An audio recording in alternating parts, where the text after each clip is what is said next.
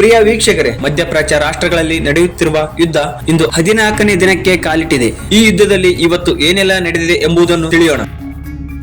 Drone ದಾಳಿಗಳು ಮುಂದುವರಿಕೆ. Iran Israel ಮೇಲೆ ಹೊಸ ಅರಾಶ್ ಡ್ರೋನ್ ದಾಳಿ ನಡೆಸಿದೆ. ಇಂದು ಬೆಳಗ್ಗೆ ಇರಾನ್ ಮತ್ತೆ ಇಸ್ರೇಲ್ ಮೇಲೆ ಡ್ರೋನ್ ಮತ್ತು ಕ್ಷಿಪಣಿಗಳ ದಾಳಿ ನಡೆಸಿದೆ ಎಂಬುದು ಮಾಹಿತಿ ಹೊರಬಂದಿದೆ. ಇದಕ್ಕೆ ಪ್ರತಿಯಾಗಿ ಇಸ್ರೇಲ್ ಕೂಡ ಇರಾನ್ ಕೆಲವು ಸೇನಾ ಕೇಂದ್ರಗಳ ಮೇಲೆ ವಾಯು ದಾಳಿ ನಡೆಸಿದೆ. ಇಂಧನ ತುಂಬುವ ವಿಮಾನ ಪತನ. ಇರಾನ್ನೊಂದಿಗೆ ಯುದ್ಧಕ್ಕೆ ಸಂಬಂಧಿಸಿದ ಕಾರ್ಯಾಚರಣೆಗಳ ಸಮಯದಲ್ಲಿ ಪಶ್ಚಿಮ ಇರಾಕ್ನಲ್ಲಿ ಯುಎಸ್ಎ ವಾಯುಪಡೆಯ ವೈಮಾನಿಕ ಇಂಧನ ತುಂಬುವ ವಿಮಾನವು ಅಪಘಾತಕ್ಕೀಡಾಗಿದೆ ಎಂದು ಯುಎಸ್ ಮಿಲಿಟರಿ ತಿಳಿಸಿದೆ. ರಕ್ಷಣಾ ತಂಡಗಳು ಪ್ರದೇಶವನ್ನು ಶೋಧಿಸುತ್ತಿವೆ. ಒಂದು ವಿಮಾನ ಪಶ್ಚಿಮ ಇರಾಕ್ನಲ್ಲಿ ಅಪಘಾತಕ್ಕೀಡಾದರೆ ಇನ್ನೊಂದು ವಿಮಾನ ಸುರಕ್ಷಿತವಾಗಿ ಇಳಿಯಿತು. ಈ ಅಪಘಾತವು ಯುದ್ಧದ ಕಾರ್ಯಾಚರಣೆಯಿಂದ ಉಂಟಾಗಿಲ್ಲ ಎಂದು ಮಿಲಿಟರಿ ಅಧಿಕಾರಿಗಳು ತಿಳಿಸಿದ್ದಾರೆ. ಬಹರೈನ್ ವಿಮಾನ ನಿಲ್ದಾಣದ ಬಳಿ ದಾಳಿ. ಇರಾನ್ ಡ್ರೋನ್ ದಾಳಿ ನಡೆಸಿದ ಪರಿಣಾಮ ಬಹರೈನ್ ಅಂತಾರಾಷ್ಟ್ರೀಯ ವಿಮಾನ ನಿಲ್ದಾಣದ ಇಂಧನ ಟ್ಯಾಂಕರ್ಗಳಲ್ಲಿ ಬೆಂಕಿ ಕಾಣಿಸಿಕೊಂಡಿದೆ. ಭದ್ರತಾ ಕಾರಣಗಳಿಂದಾಗಿ ಬಹರೇನ್ ತನ್ನ ವಾಯು ಪ್ರದೇಶವನ್ನು ತಾತ್ಕಾಲಿಕವಾಗಿ ಮುಚ್ಚಿದ್ದು ವಿಮಾನ ನಿಲ್ದಾಣದಲ್ಲಿ ಕಾರ್ಯಾಚರಣೆಯನ್ನು ಸ್ಥಗಿತಗೊಳಿಸಲಾಗಿದೆ. ಅನೇಕ ವಿಮಾನಗಳನ್ನು ಬೇರೆಡೆಗೆ ಸ್ಥಳಾಂತರ ಮಾಡಲಾಗಿದೆ. ಗ್ಯಾಸ್ ಪೂರೈಕೆ ಸ್ಥಗಿತ. ಅಮೆರಿಕದೊಂದಿಗೆ ಭಿನ್ನಾಭಿಪ್ರಾಯ ಮೂಡಿಸುವ ಪ್ರಯತ್ನಗಳನ್ನು ಕತಾರ್ ತಿರಸ್ಕರಿಸಿದೆ. ಇರಾನ್ ದಾಳಿಯ ನಂತರ ಎಲ್ಎನ್ಜಿ ಉತ್ಪಾದನೆಯನ್ನು ಸ್ಥಗಿತಗೊಳಿಸುವ ನಿರ್ಧಾರದ ಹಿಂದೆ ಯಾವುದೇ ರಾಜಕೀಯ ಉದ್ದೇಶಗಳಿಲ್ಲ ಎಂದು ಕತಾರ್ ಅಧಿಕಾರಿಯೊಬ್ಬರು ಸ್ಪಷ್ಟಪಡಿಸಿದ್ದಾರೆ. ಯುದ್ಧ ಸುಗಮವಾಗಿ ಸಾಗುತ್ತಿದೆ ಎಂದ ಟ್ರಂಪ್, ಇರಾನ್ ವಿರುದ್ಧ ಅಮೆರಿಕ ಮತ್ತು ಇಸ್ರೇಲ್ ಜಂಟಿಯಾಗಿ ನಡೆಸುತ್ತಿರುವ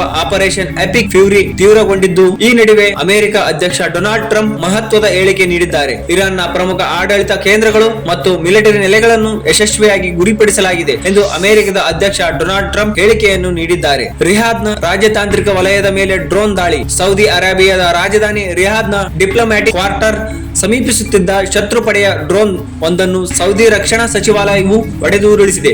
ಈ ಘಟನೆಯಲ್ಲಿ ಯಾವುದೇ ಪ್ರಾಣಾಪಾಯ ಅಥವಾ ಆಸ್ತಿಪಾಸ್ತಿ ಹಾನಿ ಸಂಭವಿಸಿಲ್ಲ ಎಂದು ಸಚಿವಾಲಯದ ವಕ್ತಾರ ಮೇಜರ್ ಜನರಲ್ ತುರ್ಕಿ ಅಲ್ ಮಲಿಕ್ ತಿಳಿಸಿದ್ದಾರೆ. ಹಿಜ್ಬುಲ್ಲಾ ವಿರುದ್ಧ ಸಮರಕ್ಕೆ ಲೆಬನಾನ್ ಸರ್ಕಾರ ಸಿದ್ಧ. ಲೆಬನಾನ್ ಸರ್ಕಾರವು ಹಿಜ್ಬುಲ್ಲಾ ಸಂಘಟನೆಯನ್ನು ಎದುರಿಸದಿದ್ದರೆ ಮತ್ತು ಅವರು ದಾಳಿಗಳನ್ನು ನಿಲ್ಲಿಸದಿದ್ದರೆ ನಾವು ಲೆಬನಾನ್ ಭೂಭಾಗವನ್ನು ನಮ್ಮ ನಿಯಂತ್ರಣಕ್ಕೆ ತೆಗೆದುಕೊಳ್ಳುತ್ತೇವೆ ಎಂದು ಇಸ್ರೇಲ್ನ ರಕ್ಷಣಾ ಸಚಿವ ಇಸ್ರೇಲ್ ಕಾಟ್ಸ್ ಕಟುವಾಗಿ ಹೇಳಿದ್ದಾರೆ. ಮತ್ತು ಲೆಬನಾನ್ ಸರ್ಕಾರವು ಬೆಂಕಿಯೊಂದಿಗೆ ಆಟವಾಡುತ್ತಿದೆ ಎಂದು ಇಸ್ರೇಲ್ ಪ್ರಧಾನಿ ಬೆಂಜಮಿನ್ ನೆತಾನ್ಯಾಹು ಎಚ್ಚರಿಸಿದ್ದಾರೆ. ಟರ್ಕಿಯ ಇಜಿರ್ಲಿಕ್ ವಾಯುನೆಲೆಯಲ್ಲಿ ಸೈರನ್ ಸದ್ದು. ಟರ್ಕಿಯ ಅಧೀನದಲ್ಲಿರುವ ಆಯಾಕಟ್ಟಿನ ಇಜಿರ್ಲಿಕ್ ವಾಯುನೆಲೆಯಲ್ಲಿ ತುರ್ತು ಸೈರನ್ಗಳು ಮೊಳಗಿದೆ.